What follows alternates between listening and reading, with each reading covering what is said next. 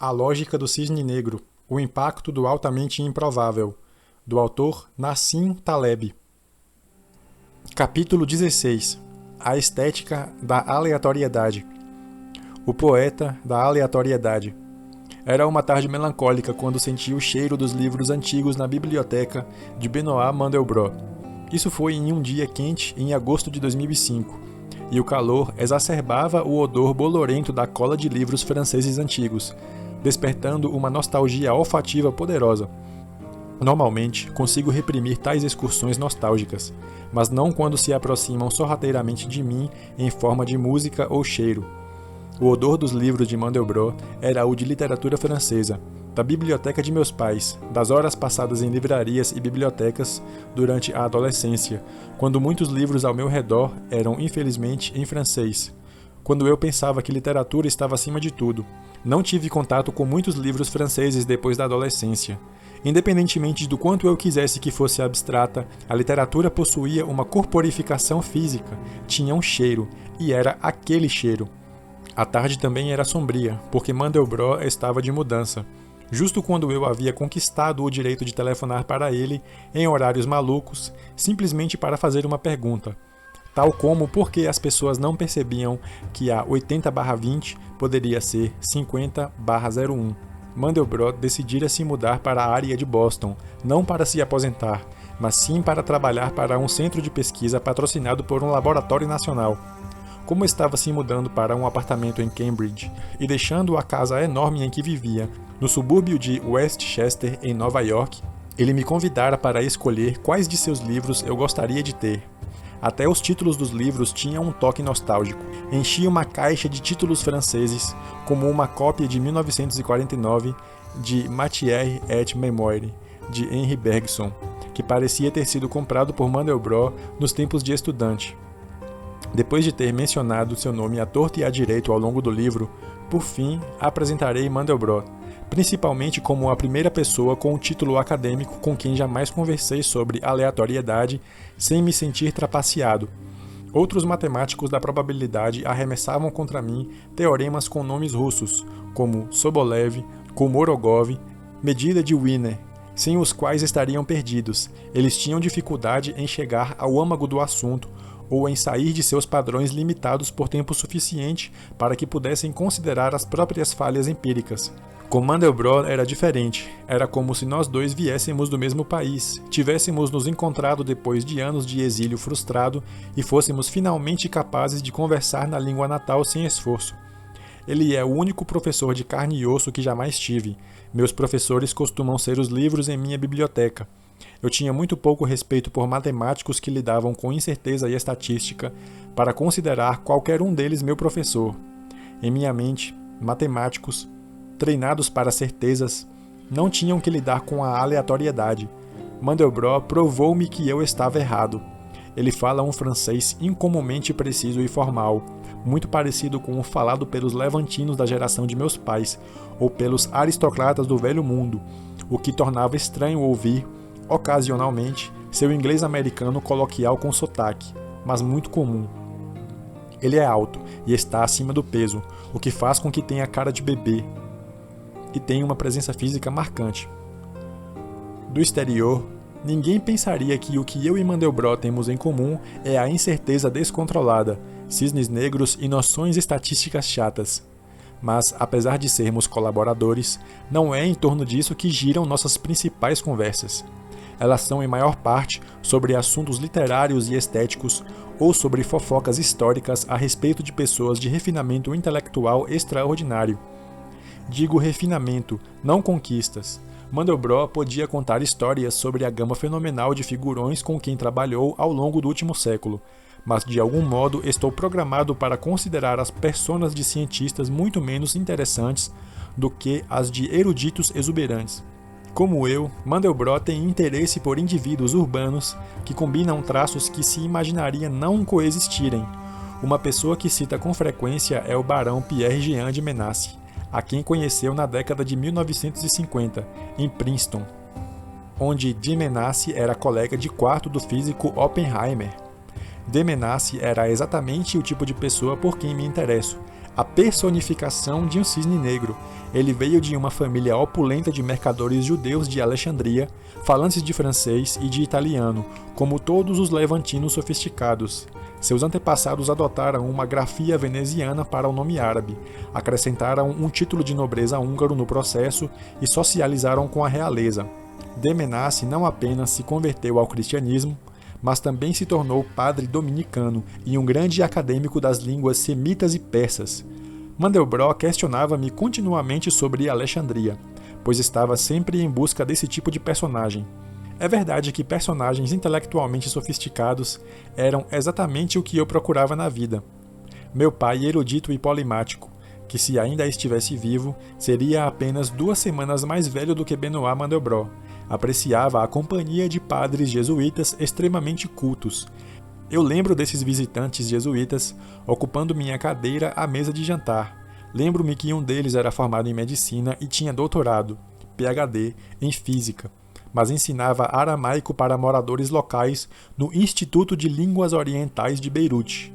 Sua missão anterior poderia ter sido ensinar física em alguma escola de ensino médio, e antes disso, talvez tenha sido na escola de medicina. Esse tipo de erudição impressionava meu pai muito mais do que trabalho científico de linha de montagem. Posso ter algo em meus genes que me afasta de Bildungsphilisters. Apesar de Mandelbrot ter expressado com frequência assombro diante do temperamento de eruditos muito bem-sucedidos e de cientistas notáveis, mas não tão famosos, como o velho amigo Carleton Gajdusek, que o impressionava com a habilidade que tinha para descobrir as causas de doenças tropicais, ele não parecia ansioso por alardear a própria associação com aqueles que consideramos grandes cientistas. Levei algum tempo até descobrir que Mandelbrot trabalhara com uma lista notável de cientistas em aparentemente todas as áreas, algo que alguém que gosta de citar nomes teria enumerado de forma contínua. Apesar de já fazer alguns anos que trabalho com ele, foi somente outro dia, enquanto conversava com sua esposa, que descobri que ele passara 2 anos como colaborador matemático do psicólogo Jean Piaget. Tive outro choque quando soube que também trabalhara com o grande historiador Fernand Braudel. Mas Mandelbrot não parecia interessado em Braudel. Ele não se importava em discutir John von Neumann, com quem trabalhara como companheiro de pós-doutorado. Sua escala estava invertida. Perguntei-lhe sobre Charles Tresser, um físico desconhecido que conhecia em uma festa, que escrevia artigos sobre teoria do caos e complementava a renda de pesquisador fazendo doces para uma loja que tinha perto da cidade de Nova York. Ele foi enfático. "Un homme extraordinaire", disse sobre Tresser, e não conseguia parar de elogiá-lo, mas quando perguntei sobre um figurão famoso, respondeu: "Ele é o protótipo do bon élève, um estudante com boas notas, sem profundidade nem visão." O figurão tinha sido laureado com um prêmio Nobel. O platonismo dos triângulos. Agora, por que estou chamando esse negócio de aleatoriedade mandelbrotiana ou fractal? Todas as peças do quebra-cabeça já foram mencionadas anteriormente por outras pessoas, como Pareto, Yuli e Zipf. Mas foi Mandelbrot quem a. ligou os pontos, b. estabeleceu uma ligação entre aleatoriedade e geometria, e além do mais, com um tipo especial de geometria, e c. conduziu o assunto à conclusão natural. É verdade que muitos matemáticos são famosos hoje, parcialmente, porque ele desenterrou seus trabalhos para sustentar as próprias alegações. Estratégia que estou seguindo aqui, neste livro. Tive que inventar meus predecessores para que as pessoas me levassem a sério. Disse-me certa vez, tendo utilizado a credibilidade de figurões como um instrumento retórico: é quase sempre possível desencavar predecessores para qualquer pensamento. Sempre é possível encontrar alguém que trabalhou parte de seu argumento e usar a contribuição dele como reforço. A associação científica com uma grande ideia, a grife, vai para quem liga os pontos, e não para quem faz uma observação casual. Até mesmo Charles Darwin, que cientistas incultos dizem ter inventado a sobrevivência do mais apto, não foi o primeiro a mencioná-la. Darwin escreveu na introdução da Origem das Espécies que os fatos apresentados por ele não eram necessariamente originais, eram suas consequências que considerava interessantes, como mencionou, com uma modéstia vitoriana característica. No final das contas, quem sai ganhando são os que derivam consequências e captam a importância das ideias, vendo seu valor real. São eles que podem falar sobre o assunto. Portanto, descreverei a geometria mandelbrottiana. A geometria da natureza. Triângulos, quadrados, círculos e outros conceitos geométricos que fizeram muitos de nós bocejar na sala de aula podem ser ideias belas e puras, mas parecem mais presentes nas mentes de arquitetos, designers, construções de arte moderna e professores escolares do que na natureza propriamente dita. Tudo bem, só que a maioria de nós não tem consciência disso. Montanhas não são triângulos nem pirâmides. Árvores não são círculos. Linhas retas não são quase nunca vistas em lugar nenhum. A mãe natureza não teve aulas de geometria no ensino médio, nem leu os livros de Euclides de Alexandria.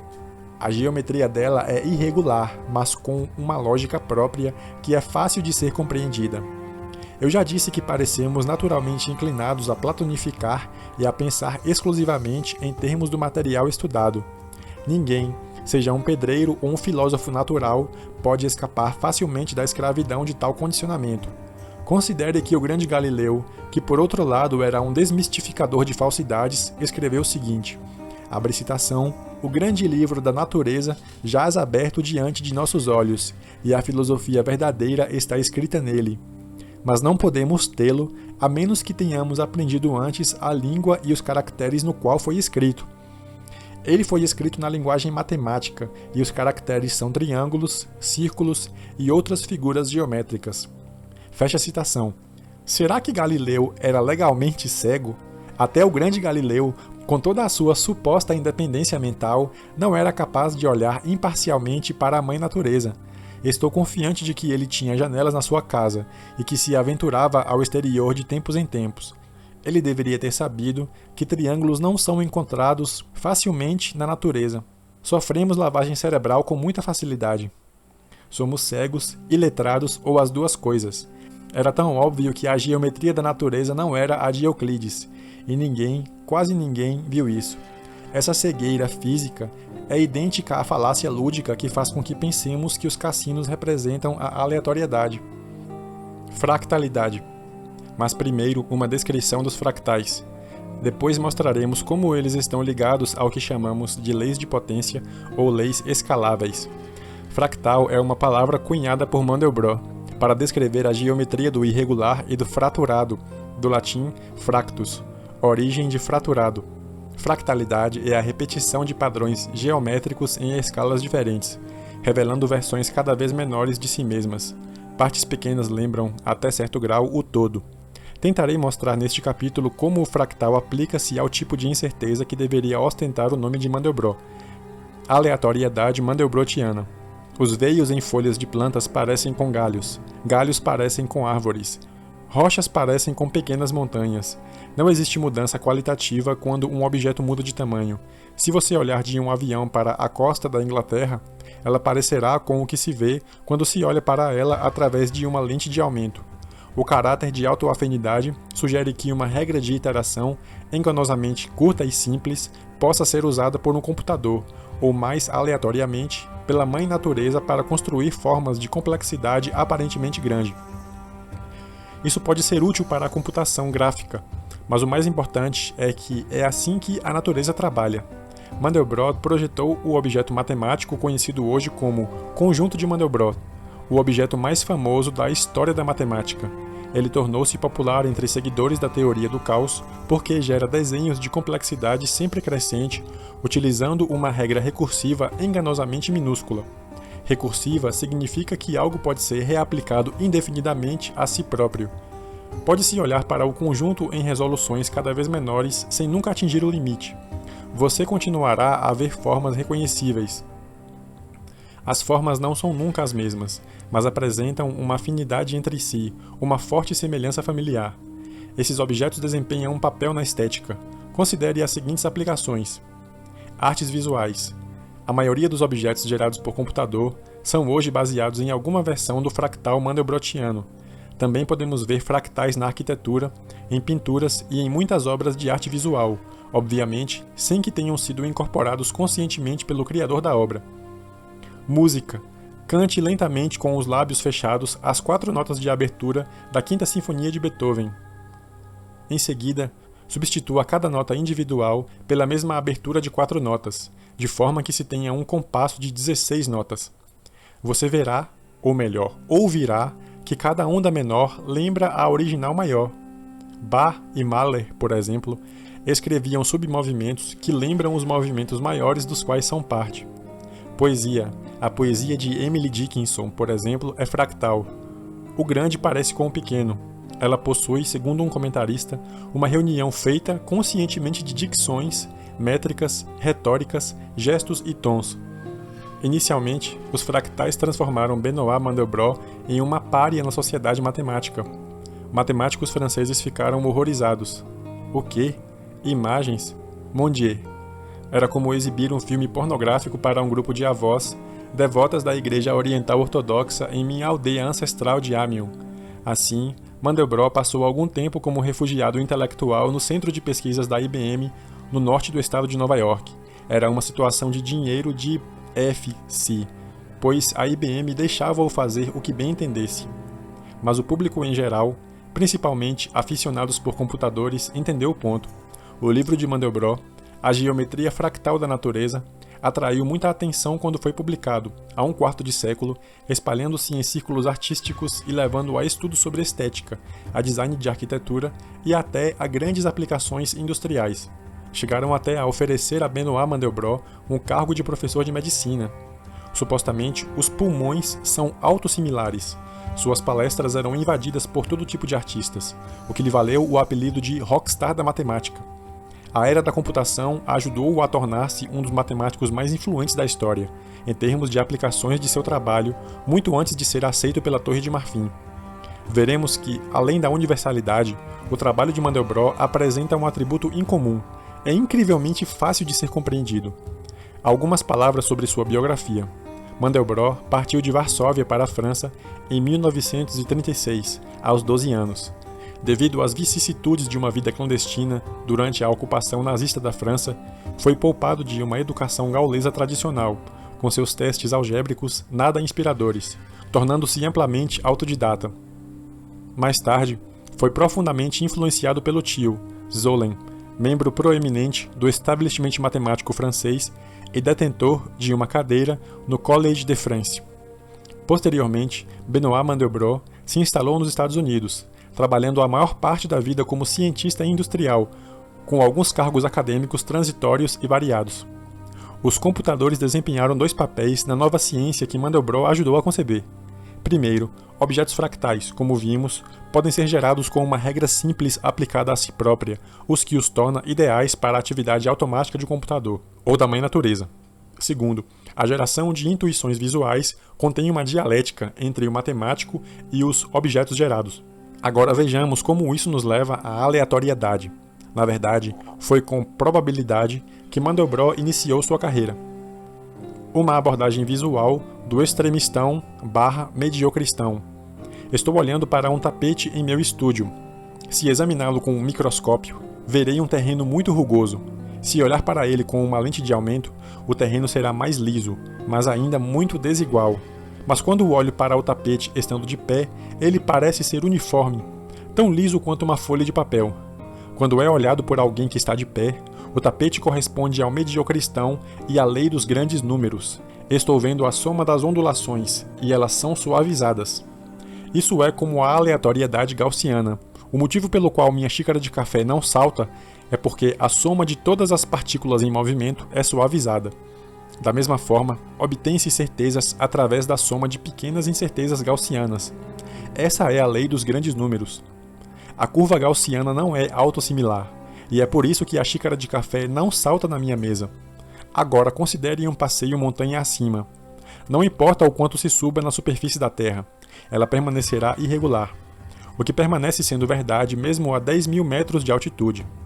Quando voa sobre os Alpes, você ainda vê montanhas irregulares em vez de pedras pequenas. Portanto, algumas superfícies não são do mediocristão, e uma mudança de resolução não as torna muito mais lisas. Observe que o efeito só desaparece quando se sobe até altitudes mais extremas. Nosso planeta parece liso para um observador no espaço, Mas isso acontece porque ele é pequeno demais. Se fosse um planeta maior, teria montanhas que seriam gigantescas em comparação com o Himalaia, o que exigiria a observação de uma distância maior para que parecesse liso. Da mesma forma, se o planeta tivesse uma população maior, mesmo mantendo a mesma média de riqueza, é provável que encontrássemos alguém cujo patrimônio líquido superaria amplamente o de Bill Gates. Lembre-se da breve discussão sobre a costa da Inglaterra. Se olhar para ela de um avião, seus contornos não são tão diferentes dos que se veem na costa. A mudança de escala não altera as formas nem o grau de lisura. Pérolas aos porcos.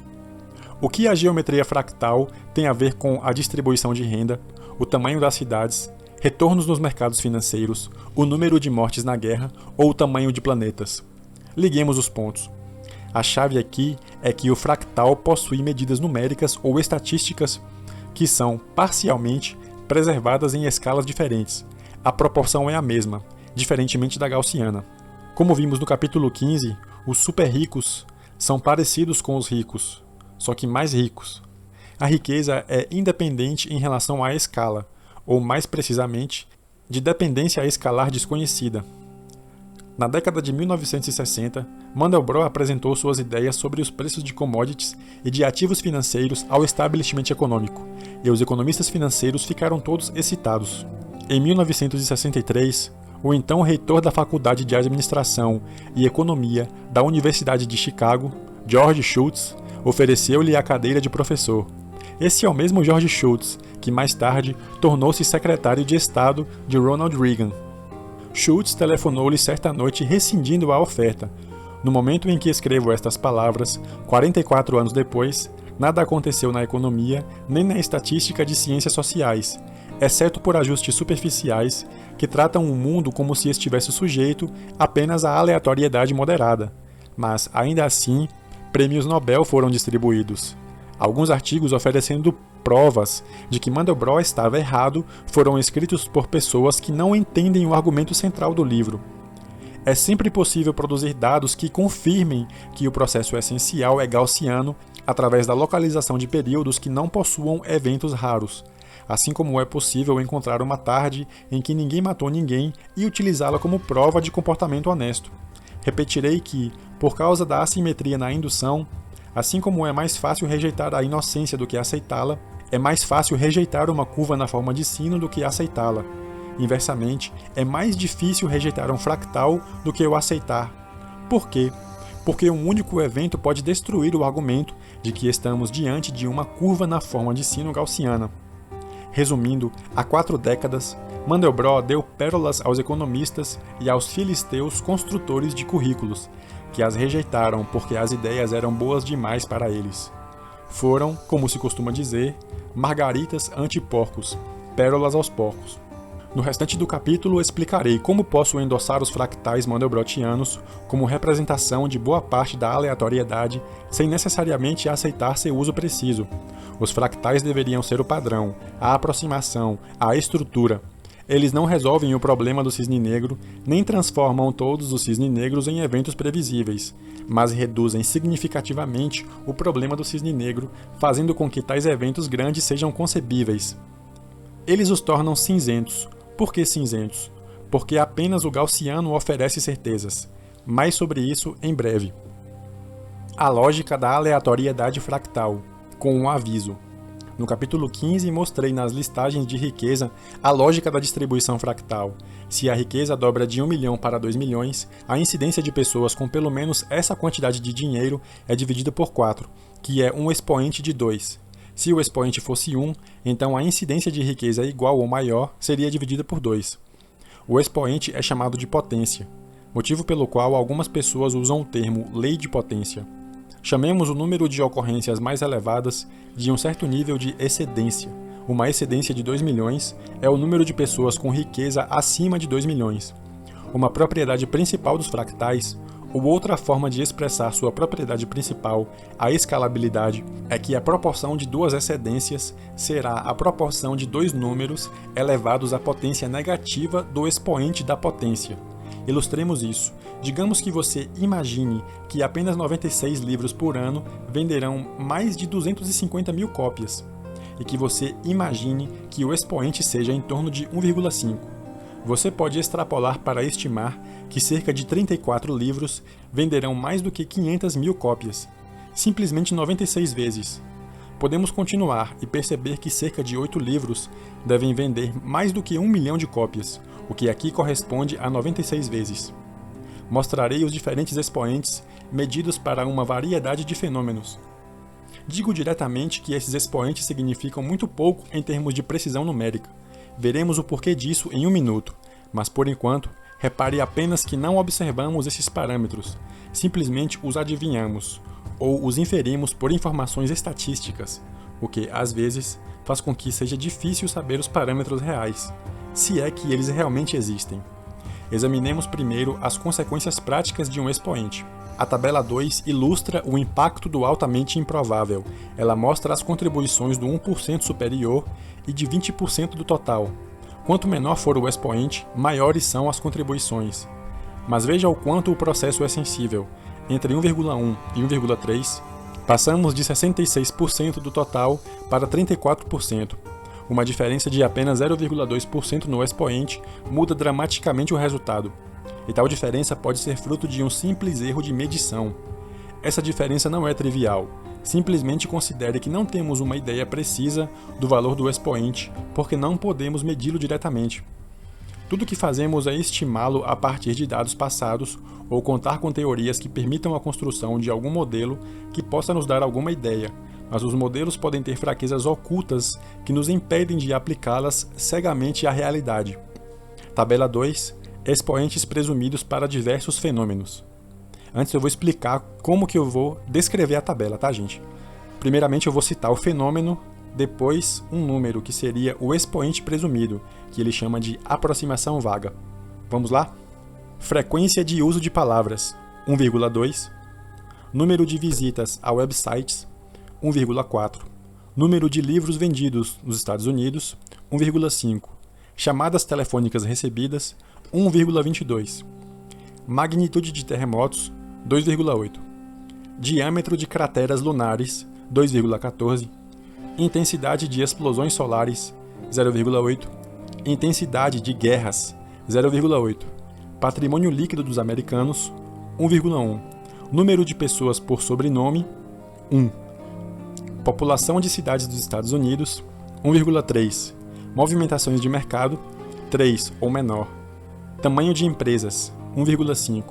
Pessoas mortas em ataques terroristas, 2. Contudo, é possível que seja um expoente muito menor.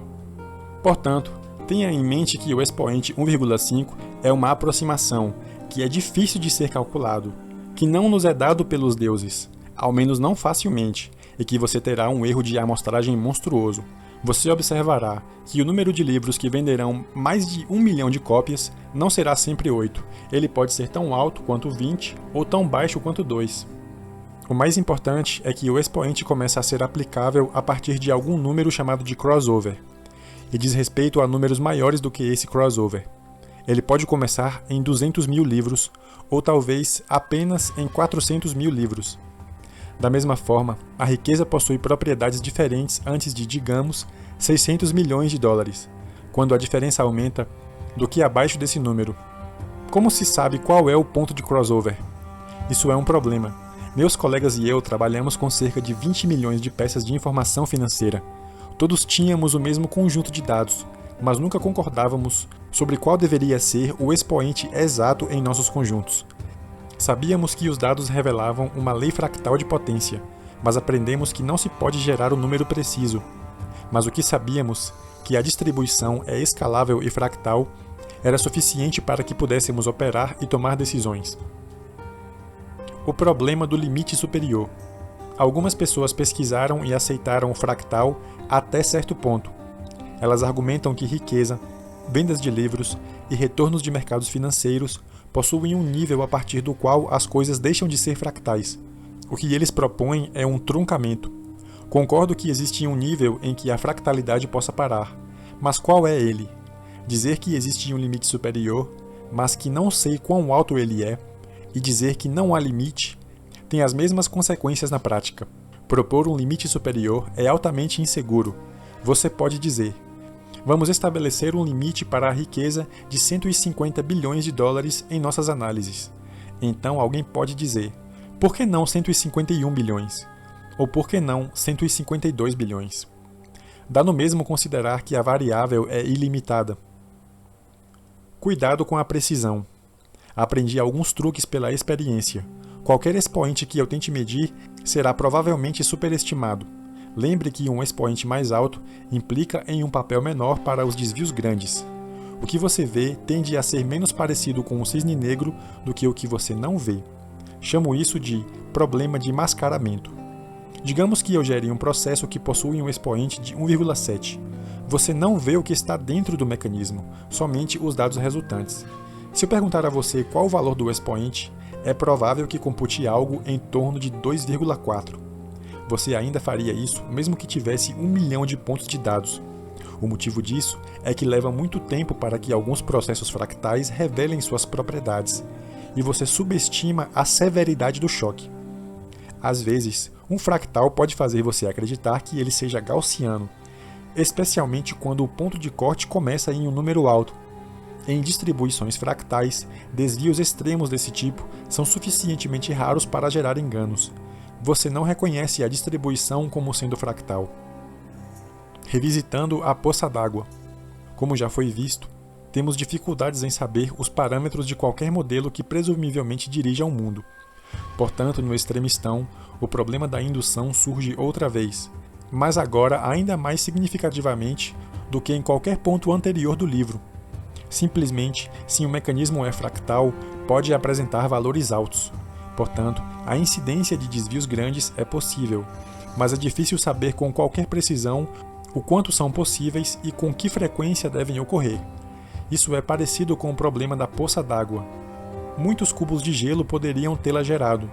Como alguém que parte da realidade para possíveis modelos explanatórios, encaro uma gama completamente diferente de problemas em relação àqueles que fazem o contrário. Acabo de ler 3 livros de ciência popular que resumem a pesquisa em sistemas complexos. Ubiquity, de Mark Buchanan, Massa Crítica, de Philip Ball, e Why Most Things Fail, de Paul Ormerod. Os 3 autores apresentam um mundo da ciência social como sendo repleto de leis de potência, visão com a qual certamente concordo. Eles também alegam que existe universalidade em muitos desses fenômenos, que existe uma similaridade maravilhosa entre vários processos na natureza e o comportamento de grupos sociais, com o que concordo. Reforçam seus estudos com as diversas teorias sobre redes e mostram a correspondência maravilhosa entre os ditos fenômenos críticos nas ciências naturais e a auto-organização de grupos sociais. Reúnem processos que geram avalanches, contágios sociais e o que chamam de cascatas de informação, com o que concordo. A universalidade é uma das razões pelas quais os físicos consideram as leis de potência associadas a pontos críticos particularmente interessantes. Existem muitas situações, tanto na teoria de sistemas dinâmicos quanto na mecânica estatística, em que muitas das propriedades da dinâmica em torno de pontos críticos são independentes dos detalhes do sistema dinâmico por trás delas. O expoente no ponto crítico pode ser igual para muitos sistemas no mesmo grupo, mesmo que muitos outros aspectos do sistema sejam diferentes. Quase concordo com essa noção de universalidade.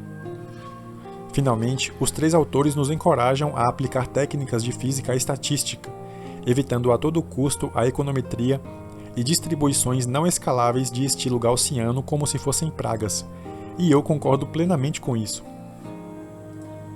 Mas os 3 autores, por meio da produção ou da promoção, da precisão, caem na armadilha de não diferenciarem entre os processos para frente e reversos, entre o problema e o problema inverso.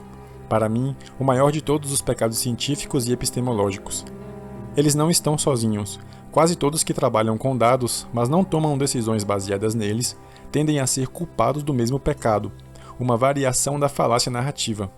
Na ausência de um processo de resposta, observam-se os modelos e imagina-se que eles confirmam a realidade. Acredito nas ideias desses 3 livros, mas não da forma que estão sendo usadas, e certamente não com a precisão que os autores atribuem a elas. Na verdade, a teoria da complexidade deveria nos fazer suspeitar mais de alegações científicas de modelos precisos da realidade. Ela não transforma todos os cisnes em brancos. Isso é previsível. Ela os torna cinzentos, e apenas cinzentos. Como disse, o mundo, epistemologicamente, é literalmente um lugar diferente para um empirista prático. Não temos o luxo de sentarmos-nos para ler a equação que governa o universo. Apenas observamos dados e fazemos deduções acerca do que poderia ser o processo real, e calibramos, ajustando a equação de acordo com informações adicionais. À medida que os eventos se apresentam a nós, comparamos o que vemos com o que esperávamos ver. Descobrir que a história anda para frente, não para trás, costuma ser um processo humilhante, especialmente para alguém que esteja ciente da falácia narrativa. Por mais que se pense que homens de negócios tenham egos grandes, essas pessoas são frequentemente humilhadas por lembretes das diferenças entre decisão e resultados, entre modelos precisos e a realidade. Estou falando aqui sobre opacidade, incompletude de informação, a invisibilidade do gerador do mundo. A história não nos revela sua mente, precisamos adivinhar o que há dentro dela. Da representação à realidade. A ideia aqui apresentada liga todas as partes deste livro, enquanto muitos estudam psicologia, matemática ou teoria evolucionária e procuram por maneiras de lucrar aplicando suas ideias a negócios, sugiro exatamente o contrário. Estude a incerteza intensa, não demarcada e humilhante dos mercados como meio de obter percepções acerca da natureza da aleatoriedade que é aplicável à psicologia, à probabilidade, à matemática, à teoria de decisões e até à física estatística. Você verá as manifestações furtivas da falácia narrativa, da falácia lúdica e os grandes erros do platonismo, de se ir da representação para a realidade. Quando conheci Mandelbrot, perguntei-lhe por que um cientista estabelecido como ele, que deveria ter coisas mais valiosas a fazer com a vida, manifestaria interesse por um tópico tão vulgar quanto as finanças. Eu achava que finanças e economia eram apenas um lugar onde se aprendia a partir de diversos fenômenos empíricos e enchia-se a conta bancária de dinheiro de FC, antes de se seguir para coisas maiores e melhores.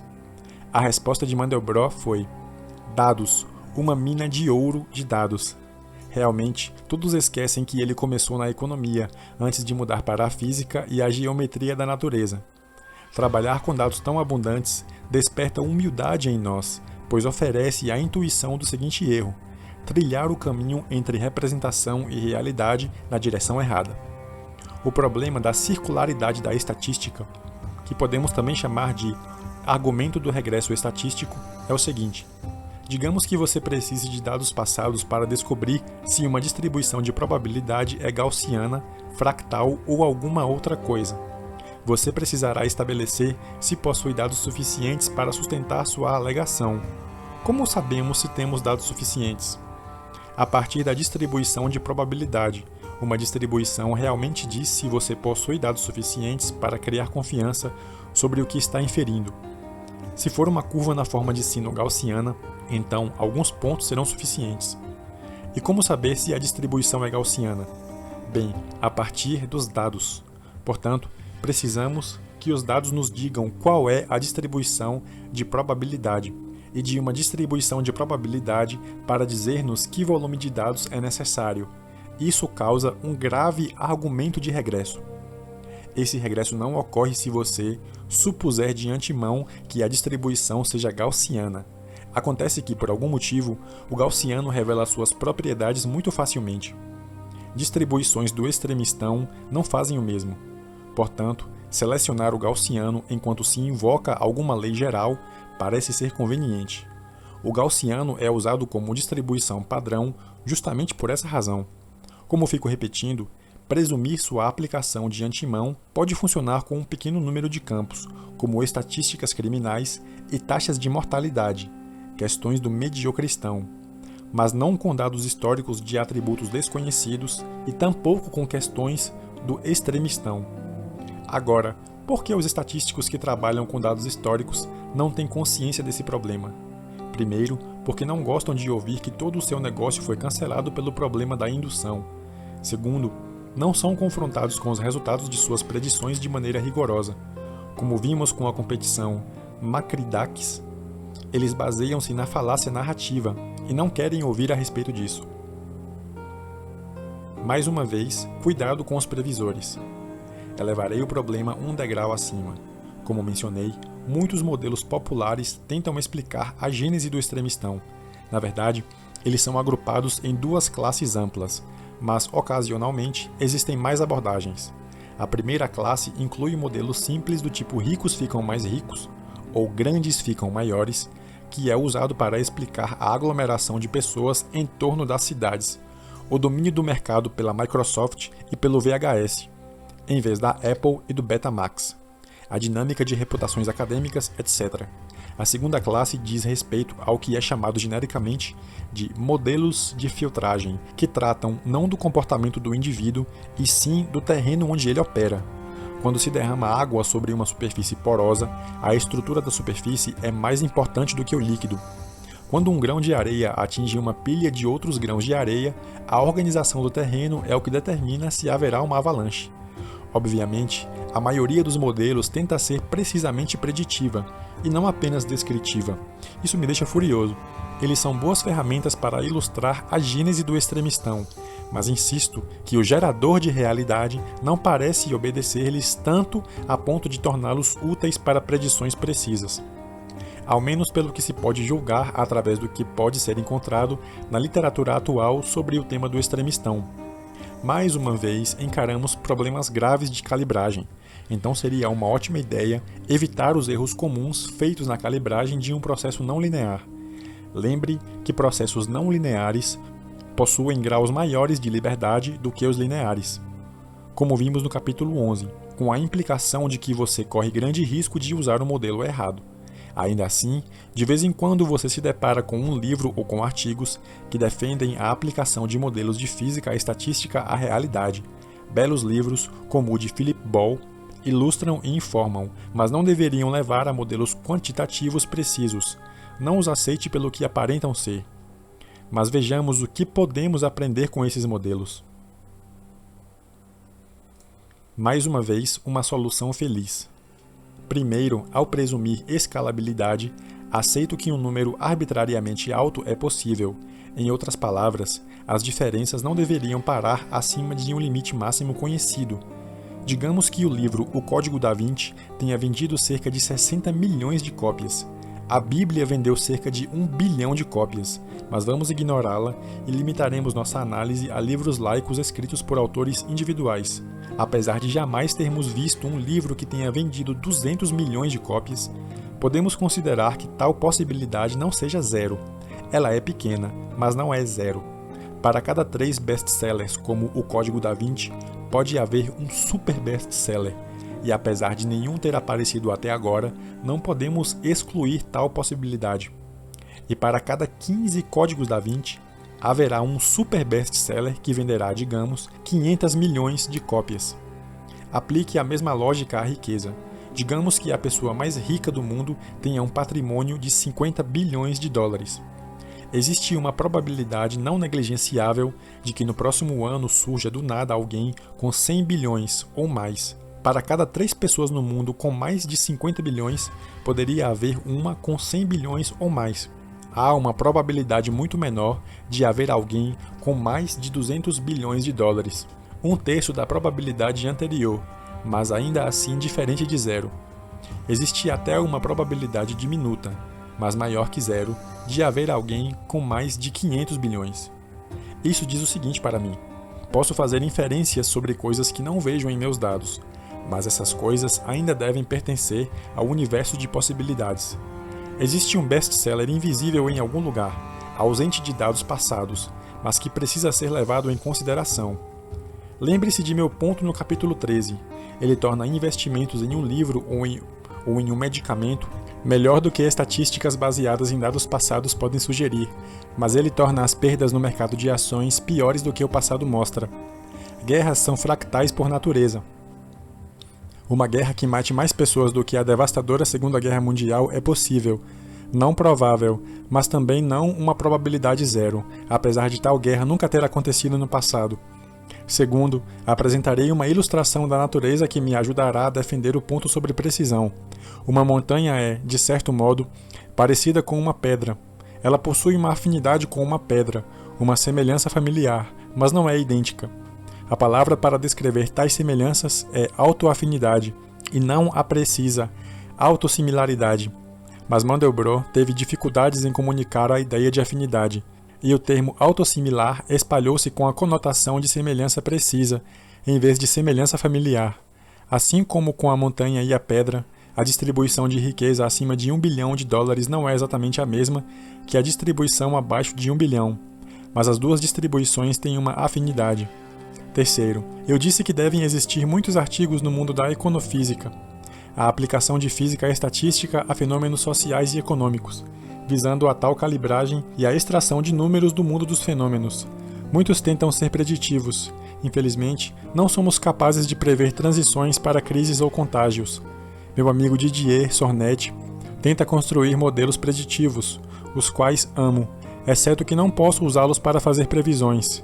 Mas, por favor, não diga isso para ele. Ele pode parar de construí-los. Que eu não possa utilizá-los como ele pretende não invalida seu trabalho, apenas faz com que as interpretações requeiram um pensamento aberto. Diferente de modelos da economia convencional, que são fundamentalmente falhos. Podemos ser capazes de sair-nos bem com alguns dos fenômenos de Sornet, mas não com todos. Onde está o cisne negro? Escrevi este livro inteiro sobre o cisne negro. Isso não se deu porque estou apaixonado pelo cisne negro. Como humanista, eu o odeio. Odeio a maior parte da injustiça e dos danos que ele causa. Portanto, eu gostaria de eliminar muitos cisnes negros, ou ao menos mitigar seus efeitos e estar protegido deles. A aleatoriedade fractal é uma forma de reduzir tais surpresas, de fazer com que alguns cisnes pareçam possíveis, por assim dizer, de fazer com que tenhamos consciência de suas consequências, de torná-los cinzentos. Mas a aleatoriedade fractal não oferece respostas precisas. Os benefícios aqui são os seguintes. Se você souber que o mercado de ações pode quebrar, como aconteceu em 1987, então tal evento não é um cisne negro. A quebra da bolsa de 1987 não é um outlier se você utiliza um fractal com um expoente de 3. Se você souber que companhias de biotecnologia podem desenvolver um medicamento que será um mega sucesso de vendas, maior do que todos os que tivemos até hoje, então isso não será um cisne negro. E você não ficará surpreso se tal droga aparecer. Assim, os fractais de Mandelbrot permitem-nos considerar alguns cisnes negros, mas não todos. Como eu já disse, alguns cisnes negros surgem porque ignoramos fontes de aleatoriedade. Outros surgem quando superestimamos o expoente fractal. Um cisne cinzento diz respeito a eventos extremos modeláveis. Um cisne negro diz respeito a desconhecidos desconhecidos. Sentei-me e discuti isso com o grande homem. E como de costume, a discussão tornou-se um jogo linguístico. No capítulo 9, apresentei a distinção que os economistas fazem entre a incerteza knightiana, incomputável, e o risco knightiano, computável. Tal distinção não pode ser uma ideia tão original a ponto de estar ausente de nosso vocabulário, e por isso procuramos por ela em francês. Mandelbrot mencionou um de seus amigos e heróis prototípicos, o matemático aristocrata Marcel Paul Schutzenberger, um erudito fino que, como esse autor, ficava entediado facilmente e não conseguia trabalhar em problemas além de seus pontos de retornos cada vez menores. Schutzenberger insistia na distinção clara da língua francesa entre hasard e fortuite. Hasard, do árabe azar, sugere como alea, dados, aleatoriedade tratável. Fortuite é meu cisne negro, o puramente acidental e imprevisto. Fomos ao dicionário Petit Robert. A distinção existe efetivamente nele. Fortuite parece corresponder à minha opacidade epistêmica. L'imprevu et non quantifiable. Hazard ao tipo mais lúdico de incerteza que foi proposto pelo Chevalier de Marais na literatura inicial sobre jogos de azar. Notavelmente, os árabes podem ter introduzido outra palavra ao ramo da incerteza, risque, que significa propriedade. Repito, Mandelbrot lida com cisnes cinzentos, eu lido com o cisne negro, Portanto, Mandelbrot domesticou muitos dos meus cisnes negros, mas não todos, nem completamente. Mas eles nos mostram um brilho de esperança com seu método, uma forma de se começar a pensar sobre os problemas da incerteza. Com efeito, você estará muito mais seguro se souber onde os animais selvagens estão,